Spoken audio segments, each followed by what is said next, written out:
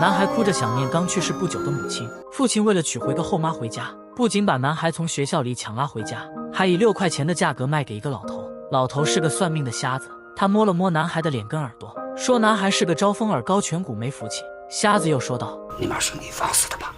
我妈不是我放死的。也就是因为这句话让男孩很是生气。之后瞎子拿出粮票让男孩念出粮票面值，结果男孩赌气默不作声，这让瞎子很是不满，随即就把价格降到了5块。父亲气得一脚就踢了上去，男孩被5块的价格卖给了老头，从此为老头领路带到走江湖。路上一群孩子看到男孩牵着一个瞎子，他们不仅嘲笑男孩，还说道：一定要带我儿进家。这让男孩生气地捡起石头想跟他们干架，结果被老头给拦下。把石头放下，人就是挨着骂长大的，你天生就是个挨骂的命。男孩只能无奈地带领瞎子继续走江湖，可没走几步，男孩就撒谎说要上大号，实则是男孩想趁机溜走，于是想糊弄老头。小兔崽子，拉稀屎不用屁眼子，你本事大了啊！男孩见老头不好糊弄，只能乖乖地给他带路。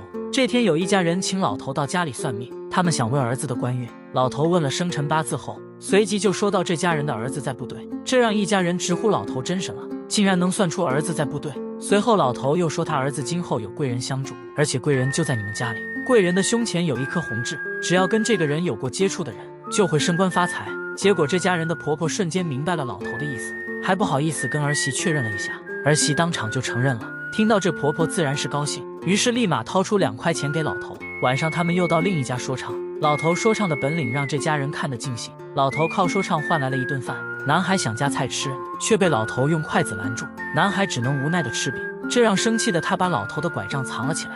临走前老头没有了拐杖，只能拉着男孩的书包走。男孩突然发现妈妈留给他的文具盒不见了，他只能乖乖的把拐杖找回来还给老头。老头从身后的裤腰带拿出文具盒还给了他。路上男孩又去拉屎，这次是真的拉，那臭味让老头转过身，结果男孩趁机给跑了。他跑回家看到年幼的妹妹正在洗衣服，他知道肯定是后妈让做的，于是带着妹妹就要离开，可很快就被父亲给抓了回来。父亲当着老头的面狠狠地打男孩，后妈还示意让父亲用力打。虽然老头看不见，可这响亮的声音让老头瞬间感到心疼。男孩被打后也老实的给老头带路。他在半路上看到一个女人很像妈妈，他顿时想起了离世的妈妈，可没有妈妈的孩子却像根草。这天他们路过一户人家，打算蹭个饭，老头开口就问家里是不是刚做完白事，而且家里是不是还有一个病人。母子一听直呼老头是活神仙，原来这家人刚刚死了儿媳。他们给老头报上儿媳的生辰八字后，老头立即说儿媳的八字短命，之后问到儿媳活的时候脾气是不是不好，结果他们跟老头说确实是因为婆媳吵架，儿媳上吊死的。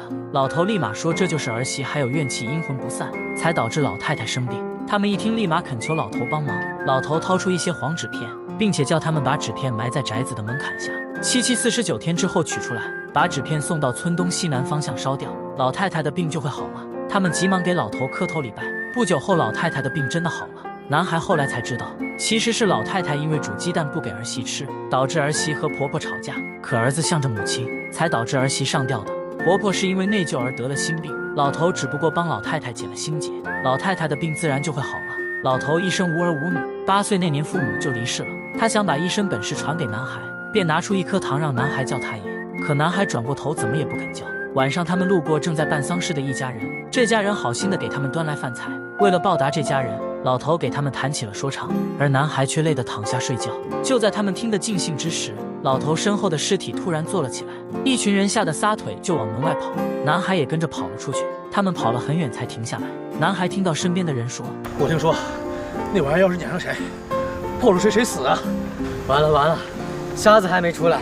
一听到老头没跑出来，男孩又返回寻找老头。老头让男孩赶紧带他走。其实老头也很害怕，但他却故意说啥都不怕。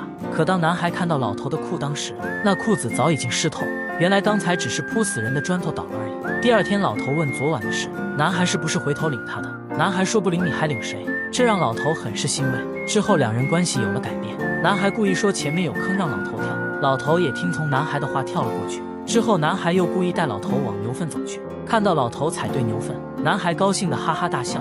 老头举起拐杖，但他却轻轻地打向男孩，因为此刻老头早已经把他当孙子。男孩在河里不小心踩对石头，划破了脚。老头见状急忙撕掉身上的衣服，细心的给男孩包扎受伤的脚，还把男孩背过河。男孩在背上给老头指路。此刻男孩成了老头明亮的眼，好心人让他们坐上牛车赶路，结果男孩放了一个屁。听听，这屁放的多有出息啊！之后他们又遇到那群坏孩子在嘲笑着。